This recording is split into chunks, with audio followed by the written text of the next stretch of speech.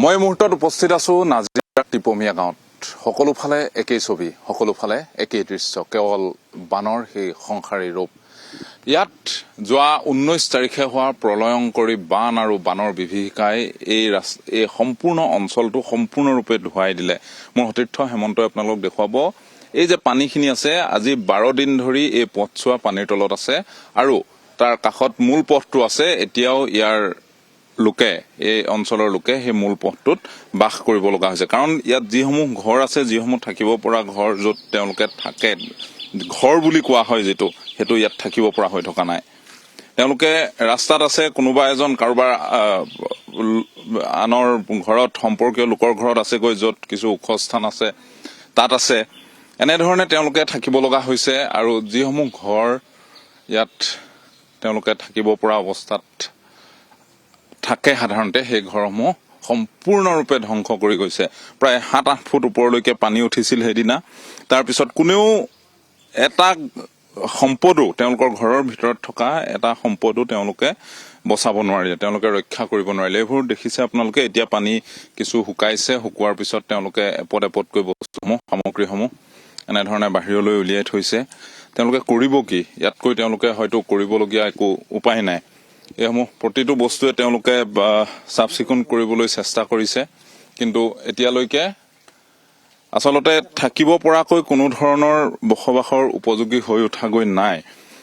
এয়া সতীৰ্থ হেমন্তই দেখুৱাই যে যি আছে ঘৰত, যি বস্তু আছে সকলোখিনি এতিয়া এনেধৰণে বাহিৰত উলিয়াই থব লগা হৈছে। কিছুমান বস্তু পানীয়ে উটুৱাই লৈ গ'ল। এতিয়া ঘৰটো তেওঁলোকে যেনে তেনে চাফা কৰিছে, পৰিষ্কাৰ কৰিছে। আপোনালোকে চাওক,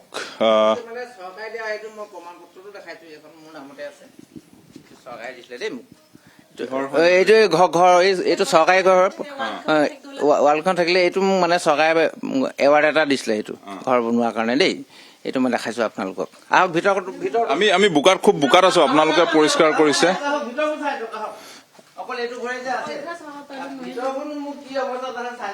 তেওঁলোকৰ আচলতে এয়া চাওক, তেওঁলোকে এয়া চাওক, সতীৰ্থ হেমন্তক মই দেখুৱাবলৈ অনুৰোধ কৰিছো। এয়া হৈছে পলস এতিয়ালৈকে তেওঁলোকে উলিয়াব পৰা নাই। এনেধৰণে গোটেই ঘৰটো এনেধৰণে পলসে সম্পূৰ্ণৰূপে বন্ধ হৈ গৈছিলে, সম্পূৰ্ণৰূপে পলসে ভৰি পৰিছিলে। মই তেওঁলোকৰ পৰা পোনপটীয়াকৈ জানিলো। আপুনি অকণমান আগলৈ আহকচোন, আমাৰ লাইটৰ অসুবিধা হৈছে আচলতে। ভিতৰত এনেধৰণে দেখাব পৰা নাযায়। সম্পূৰ্ণ পলস পৰি বন্ধ হৈ গৈছিল, পলস পৰি এদাই হৈ গ'ল। আমি কালি পৰহি পৰা চফা কৰি এতিয়া সোমাই আছো ভিতৰত। ছোৱালী তিনিজনী নাই, আঁতৰাই থৈ দিছো। এতিয়া ক'ত আছে তাহাঁতি? এনায়েকৰ ঘৰত থৈছো। আমি এতিয়া চাফা কৰি এনেই সোমাই আছো। সেইদিনা আপোনালোকে একো বস্তু ৰক্ষা কৰিব নোৱাৰিলো। এডিঙি পানীত ওলাই গৈছো মই ইয়াৰ পৰা, ধৰিলে কাৰণে বাচিলো। সিহঁতৰ ল'ৰাটোৱে মোক ধৰি পিনি টানি লৈ উলিয়াই লৈ গৈছে। ক'ত থাকিলে সেইদিনা? থাকিলো আমি আলিকিনা চৰ্টৰ ওপৰত মানুহে গৈ মাতিলে, তাতে থাকিলো। গৈ পিনি থাকি পিনি আকৌ আহি পিনি বেলেগ এঠাই আলিকিনা চৰ্টৰ ওপৰত থাকিলো। থাকি পিনি আজি 3 দিন হৈছে চাফা কৰি বোলো ঘৰলৈ যাওঁ। কি কৰিম নহলে? আপোনালোকে নিজে চাফা কৰি আছে? নিজে চাফা কৰি আছো, মানুহ নাই নহয় পাবলে, সেইকাৰণে চাফা কৰিবই পৰা নাই। সেইকেইটা 2টা কোঠা যেনে তেনে চাফা কৰি ললো। সেইকেইটা এৰি দিলো, চাফা কৰিব নোৱাৰোগে। আপোনালোকৰ বাকী গৰু, ছাগলী, হাঁহ একো নাই। ছাগলী 2জনী আছে মৰি থাকিলে, হাঁহ 25টা আছিলে, কুকুৰা 20টা আছিলে, একোৱে নাই, চব উটুৱাই লৈ গ'ল। ধান খিনি বাচিলে নে? নাই, সেইটো ভঁৰাল খুলিবই পৰা নাই। 20 বস্তা ধান আছিলে, চফা গজালি ওলালে গোটেই। গজালি ওলালে, ভঁৰালটো খুলিব নোৱাৰো, চাবি লক হৈ গ'ল। এতিয়াতো পেলাই দিব লাগিব, একো কৰিবলৈ নাই। চাউল 90 কেজি আছিলে, গোটেই বস্তা ফুলি গ'ল, একো বচাবলৈ নাপালো। এতিয়া তাৰমানে কাপোৰ কানিকেইটা লৰাই পিন্ধিব বুলি ধুই পখালি লৈছো। বাকী আপোনালোকে সাহায্য কিছু পৰিমাণে দেখিছো, এইখিনি আপোনালোকৰ হৈছে নে? হৈছে, এতিয়া পাই আছো দেই, সা সামগ্ৰী পাইছো। বাকী স্বাস্থ্যৰ কাৰণে যিখিনি ধৰক এতিয়া অসুখ হৈছে, কাৰোবাৰ কিবা হৈছে, মেডিকেল কেম্পত দিছে, সেইবোৰ দিছে। খালি আপোনালোকে ঘৰৰ একো সামগ্ৰী ৰক্ষা কৰিব নোৱাৰে? এইবোৰ উলিয়াই পেলাই দিলো, বস্তু বাহনি চব। তাকে এতিয়া ধুই পখালি লৈছো, নহলেনো কি কৰিম? পইচা পাতি নাই নহয় কিনিবলৈ। আকৌ আপোনালোকে নতুনকে আৰম্ভ কৰিব লাগিব। ঘৰ হাজিৰা মাৰি খোৱা মানুহে।